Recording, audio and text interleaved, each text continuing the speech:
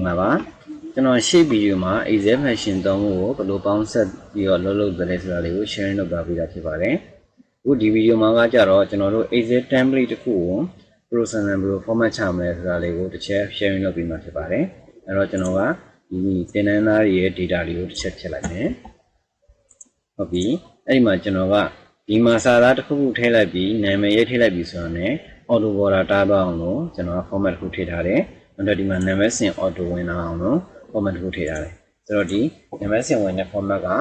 if function နဲ့ counter ဆိုတဲ့ function တစ်ခုကိုတွဲပြီးသုံးမှာဖြစ်ပါတယ်အဲ့တော့အရင်ဆုံး counter function ကိုစသုံးမယ် counter ဝင်စာပြီးလို့ရှိရင် name sequence လေးကိုယူမယ်ပြီးရင် is to เนาะတွင်ပေးလိုက်မယ်ပြီးလို့ရှိရင်ကျွန်တော်တို့ကဒီ b4 ဆိုတဲ့4ရဲ့ရှေ့မှာဒေါ်လာဆိုင်းနဲ့ lock ချလိုက်မယ်ဒါဆိုလို့ရှိရင်သူက count လုပ်ပြီးမှဖြစ်ပါတယ်အဲ့တော့ count ဆိုတဲ့နေရာမှာကျွန်တော်တို့ကစာသားရှိမှ count လုပ်ချင်တာစာသားမရှိရင်0ဆိုတဲ့ count လည်းမလုပ်ချင်ဘူးဆိုလို့ရှိရင်ကျွန်တော်တို့ရှိမှ if function ထပ်ပေါင်းပေးလို့ရပါတယ်အဲ့တော့ if function logical test ဆိုတဲ့ဒီ sequence လေးကိုတစ်ချက်ထောက်မယ်မြင်ရချင်း double quote နှစ်ခါကုတ်လိုက်ခြင်းအပြင်ဘာမှမရှိဘူးဆိုတဲ့ အဓိပ္ပာယ်ကိုရောက်ပါတယ်အဲ့တော့ဘာမှမရှိဘူးဆိုတာနဲ့ညီခဲ့တယ်ဆိုရင်သူကဘာမှမထည့်ဘူးဆိုတော့ double quote နှစ်ခုထည့်မယ်ပြီးရင် comma ခုနက counter function ဆိုတာလေးကိုဆက်ပြီးတော့ဝင်တစ်ခွင့်ထပ်ပေးပြီးမယ်ဆိုရင်ကျွန်တော်ကဘာမှသူကပေါ်မလာတော့ဘူးအဲ့တော့ကျွန်တော်လိုချင်တဲ့နေရာအထိကို format ကိုဆွဲချလိုက်မယ်ပြီးတော့လို့ရှိရင်နောက်တစ်ခုကျွန်တော်တို့ကဒီမှာနာမည်ထည့်လိုက်ပြီဆိုတာနဲ့ဒီအားလုံးကို border ထားခြင်းတာဆိုတော့ကျွန်တော်တို့လိုချင်တဲ့ area တစ်ခုကို select ပေးမယ် auto border တားဖို့အတွက်ကဘာလို့ဘာနဲ့သွားရမလဲဆိုတော့ကျွန်တော်တို့က conditional formatting သုံးအောင်မယ် home tab မှာရှိတဲ့ဒီ conditional formatting ဆိုတဲ့ down arrow လေးကိုနှိပ်လိုက်ပါအဲ့ဒီမှာ new rule ဆိုတာလေးရှိတယ်အဲ့တော့ new rule လေးကိုဝင်မယ်ဝင်ပြီးတော့ပြီဆိုလို့ရှိရင်ဒီမှာ use a formula determine ဆိုတာလေးရှိတယ်အဲ့ဒီကောင်လေးကို select တစ်ချက်ထောက်လိုက်မယ်ပြီးတော့ကျွန်တော်တို့ဒီမှာ formula လေးထည့်ပေးဒီကောင်လေး conditional formatting ရဲ့အလုပ်လုပ်ပုံတွေကိုနောက်ပိုင်းမှာဒီရှားသေးသေးရှင်းပြပေးမယ်လောလောဆယ်ဒီတစ်ခုအရင်ကကြည့်လိုက်ပါနော်အဲ့တော့ formula ထည့်မယ်ဆိုတော့ညီညာချင်း NOT not နဲ့ is plan နဲ့ function တစ်ခုပေါင်းဆက်ပြီးသုံးမှာဖြစ်ပါတယ် is plan ဝင်စကျွန်တော်တို့ကတော့ကြည့်မဲ့ sequence ဒီ column sequence မှာစာသားတစ်ခုပါနေခဲ့တယ်ဆိုလို့ရှိရင်ပြောတာဖြစ်တဲ့အတွက်ကျွန်တော်တို့ကအဲ့ဒီရဲ့ B4 ဆိုတဲ့နောက်မှာဝင်ပိတ်နှစ်ပိတ်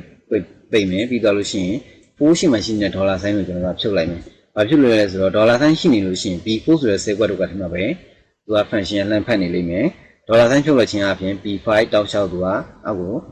ရွေ့သွားမှာဖြစ်တယ်။အဲ့တော့ကျွန်တော်တို့က format ဆိုတာလေးကိုဝင်မယ်။အဲ့မှာကျွန်တော်တို့လိုချင်တဲ့ border ပုံစံလေးကိုရွေးလိုက်ရုံပဲ။အဲ့တော့ကျွန်တော်တို့ဒီမှာ border တွေ fill font color တွေ number style တွေအများကြီးရွေးလို့ရတယ်နော်။လောလောဆယ် border ကိုအရင်ဆုံးကြည့်လိုက်ပါ okay ဟုတ်ပြီ format ကို okay ပေးလိုက်မယ်အဲ့တော့ကျွန်တော်တို့ဒီမှာ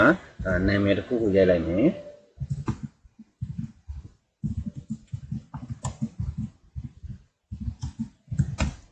နာမည်ရိုက်လိုက်ပြီဆိုတာ ਨੇ ပေါ်လာတဲ့တာပြီးသားဖြစ်သွားမယ်နာမည်စင်ရလည်း auto တက်လာတယ်နော်အဲ့တော့ကျွန်တော်တို့ကမနက်က data လေးကိုကျွန်တော်တစ်ချက်ပြန်ပြလိုက်မယ်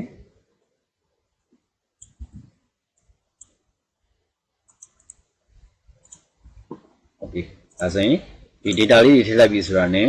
သူ့ရဲ့ pass တွေ credit တွေအားလုံးပေါ်လာပြီအဲ့တော့ကျွန်တော်တို့ကဒီမှာ pass တွေ credit တွေကိုလည်းထူးခြားခြားလေး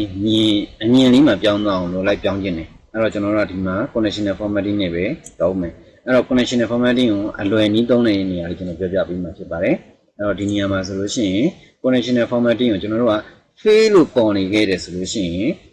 နေအောင်စလုံးလေးနဲ့ပို့တင်ခြင်းတယ်ဆိုလို့ရှိရင်ဒီမှာ highlight cell rule ဆိုတာရှိတယ် test contain ဆိုတာရှိတယ်နော်အဲ့နေရာလေးမှာ test contain ကိုကျွန်တော်တို့က font မြင်လာရင်သုံးနေတဲ့ font စာသားလေးကိုသုံးမယ် fail ဆိုတဲ့စာသားသာပါခဲ့တယ်ဆိုလို့ရှိရင်ကျွန်တော်တို့ဒီမှာလူပေးထားတဲ့ auto တွေရှိတယ်နော် auto red text လို့ပေးလိုက်တာ ਨੇ သုံးလို့လည်းရတယ်ဒါမှမဟုတ်လို့ရှိရင်ကျွန်တော်တို့က custom format မှာသွားပြီးတော့ကိုလိုချင်တာကိုလည်း font color ကိုသွားပြီးတော့ရွေးလို့ရတယ်ဒီမှာအနီရောင်လေး okay ဒီလိုရွေးပေးနေရတယ်เนาะအဲ့တော့ okay ဒါဆိုလို့ရှိရင် free လို့ပေါ်လာတဲ့သူကအနီရောင်စာသားလေးပေါ်နေပြီဟုတ်ပြီကျွန်တော်တို့ဒီနောက်က credit ဆိုတဲ့နေရာမှာလဲ credit ဆိုတာ ਨੇ စိမ်းအောင်စာသားလေးပေါ်ခြင်းနဲ့ဆိုလို့ရှိရင်ကျွန်တော်တို့ကအဲ့ဒီမှာခုနက highlight cell rule ဆိုတဲ့အထင်းမှာပဲ test contain credit ယူပြီးလိုက်ရပြီနော်ဒီမှာစလုံးအကြီးသေးသူကမရွေးဘူးအကြီးနဲ့ပဲပေါ့ပေါ့အသေးနဲ့ပဲရေးသူကအဆင်ပြေတယ်အမှ custom format ထဲမှာသွားပြီးတော့ font color ကိုဒီမှာ font color ရှိရနော် font color ကိုအစိမ်းအောင်နေပြင်မယ်ပိုးထက်တင်ပေးလိုက်လည်းရတယ်နော် okay okay လို့ပြောလိုက်ပြီဆိုရင်အစိမ်းအောင်နေ auto ပေါ်လာတယ်ဟုတ်ပြီနောက်တစ်ခုကကျတော့ဒီထဲမှာကျွန်တော်တို့ကကြာနေတဲ့ဘာသာလေးတစ်ခုရှိရဆိုလို့ရှိရင်ကျွန်တော်တို့ highlight ပြချင်တာအဲ့တော့ highlight ပြချင်တာဆိုရင်ဘယ်လိုလုပ်မလဲ conditional formatting နဲ့မှာပဲဒီအလွယ်နည်းကနေသွားရွေးရင်လည်းရတယ်နော်အလွယ်နည်းကနေရွေးမယ်ဆိုလို့ရှိရင်ဘာနဲ့သုံးရမလဲဆိုတော့ကျွန်တော်တို့က less than greater than နဲ့သုံးမယ်အဲ့တော့ less than